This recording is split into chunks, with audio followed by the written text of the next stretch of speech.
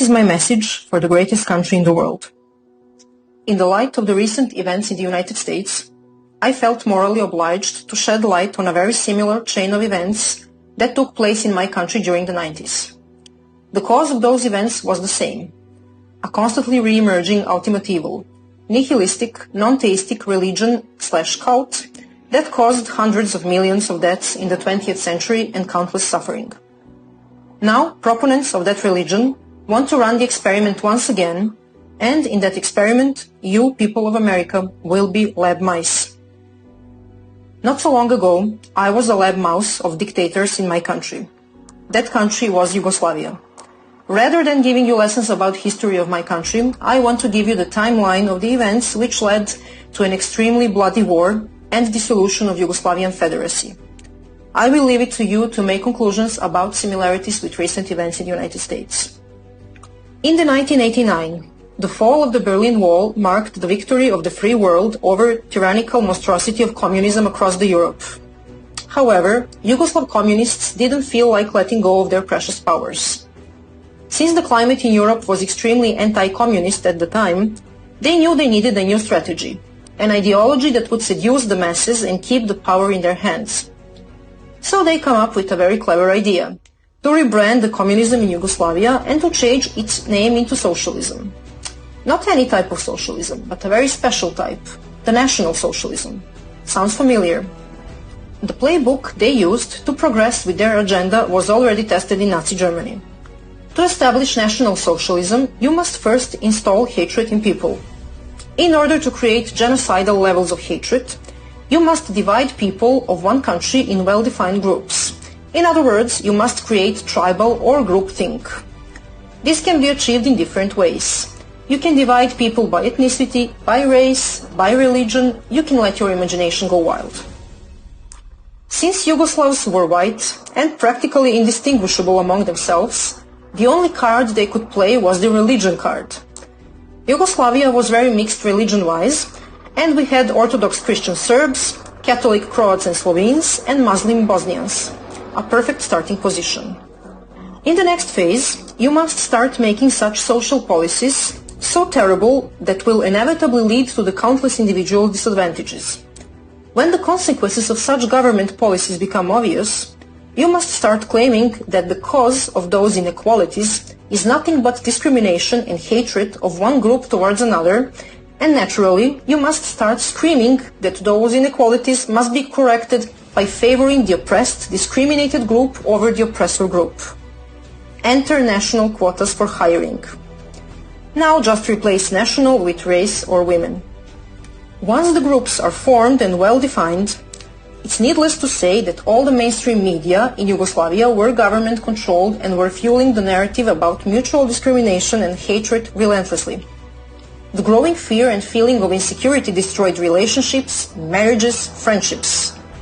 As fear of discrimination and hostility among groups were growing, people started retreating and isolating within their own groups because they didn't feel safe anymore with the individuals of the other group. All of a sudden, staged and very well organized mass protests started all over the country. Protests against the oppression and killing of one group by another.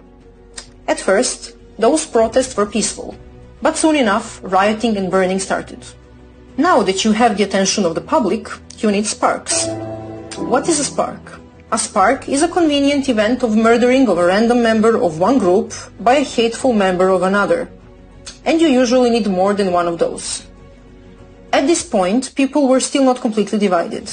There were still reasonable people left, those who understood we are all one nation under God, and that we will not kill each other under any circumstances.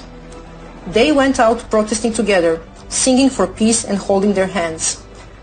But the hunger for the absolute power of socialists was stronger than our love for each other. And shootings and attacks at protesters continued. In the next phase, the tipping point with no return was reached. People started erecting barricades at the entrance of their cities, their neighborhoods, even on highways and roads.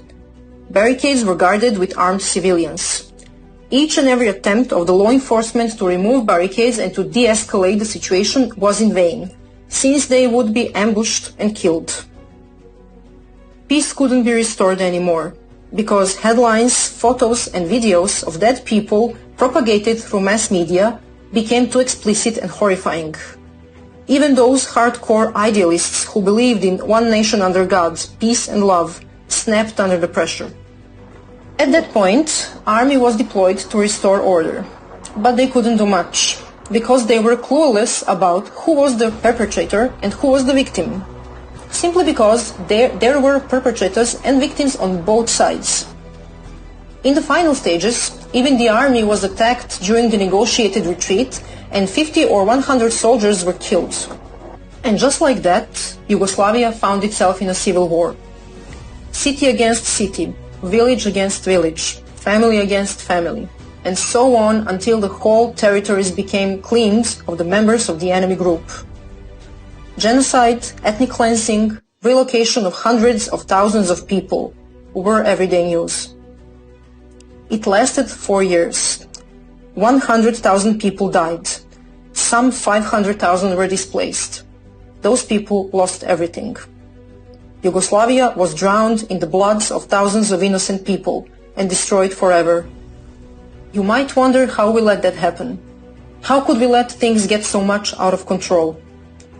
That was because we didn't realize who were the real enemies, the enemies of the Yugoslav people as a whole. Instead, we were brainwashed into buying the story that we, the people, are the enemies of each other, while our true enemies were advancing with their sick, demented agenda, which had as the ultimate goal the total and unlimited power. This brings me to present times, the year 2020, and to you, American people. Unless you were living under the rock, you might have noticed that something very strange and vicious is happening in your country. But you're not exactly sure what it is and where it came from. Because the last time you checked, you were one nation under God, a country of free, independent individuals with equal rights under the law and core values of life, liberty and pursuit of happiness. All of a sudden, there is protesting, rioting, arson, murder, destruction of public and private property, and lots of people screaming how unbelievably racist and unjust America is. And before you even manage to prepare your morning coffee and turn the TV on, once united Americans are at each other's throat, and a bunch of nice and caring people on TV are telling you how you should accept the violence and hatred against Americans because you deserve it. If you have paid attention to what happened in Yugoslavia, I hope you have realized by now that your true enemies are not your fellow Americans. The ones who are, they want you to hate each other and to kill each other, while they're taking away your constitutional rights, your freedoms and your country, your heritage, your way of life and the future of your children. Although it is more than obvious that there are very well organized groups used as tools to install and amplify hate and to create division between Americans, there are only metastases which have spread through once healthy America. Of course, there are violent terrorist organizations and they must be removed as well. But the main cancer that is killing America, the one where all this mayhem is coming from, is somewhere else. The real and extremely dangerous enemies of American people are the elected officials in your government, in your states, in your courts. Representatives, governors, mayors, judges. The ones who are pulling the ropes. The ones who hate America and American people so much that would even sacrifice the life and prosperity of their own children just to see it burn to the ground and American blood spilled. Those are really sick, demented, ideologically possessed people, and they are in high positions in the government. They are governing your states, your cities, and making decisions in your courts. You know very well who they are. You know very well what they already did to once beautiful and prosperous American states and cities. They are resentful, power and bloodthirsty. They want you and your children suffering in misery and begging them for mercy. They won't stop, no matter how much you try to appease them, unless you, American people, stop them. You're maybe thinking this is not possible, but think again. How many of them tyrants are out there, and how many of you decent American people? What makes them think they can do whatever they want with you? That they can play you for a fool over and over again, and that they're invincible? What makes them think they're gods, morally and intellectually superior compared to you, freedom-loving Americans? Yes, you guessed it. The fact that they managed to get away with it every single time. They faced no pushback and not a single consequence for their crimes against American people. The time has come for them to pay for their treason. How you should act? First thing that you must do: stop caring whether you've been called a racist, a white supremacist, a selfish person who wants to spread the C-1984, or whatever nice name they have for you.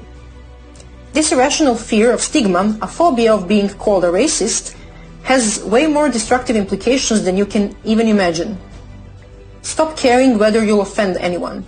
Number of people offended by you practicing your First Amendment rights is directly proportional to how successful you are in that. Which means, the more offended, the merrier. Stop attempting to have a fact or logic-based rational conversation. Stop explaining yourself. It's useless. You're wasting your precious time and energy. They have a playbook, and changing their minds is not part of it. Second, exercise your Second Amendment rights. This means study carefully and in detail gun laws in your state. Next, arm yourself. If you have never used a gun before, make sure to take a basic gun training. This is very important because you must know how to use a gun properly to protect yourself, your family, and your property, so that you can avoid hurting yourself or innocent people as a consequence of improper gun use. Be a responsible gun owner. Third and most important, exercise your First Amendment rights. Of course, it is very important to vote in November, but I'm afraid it will not be enough.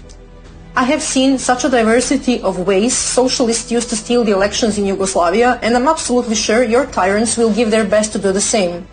You must act now. You must go out on the streets, peacefully assemble and protest against tyranny and infringement of your God-given rights. Millions and millions of you decent American people.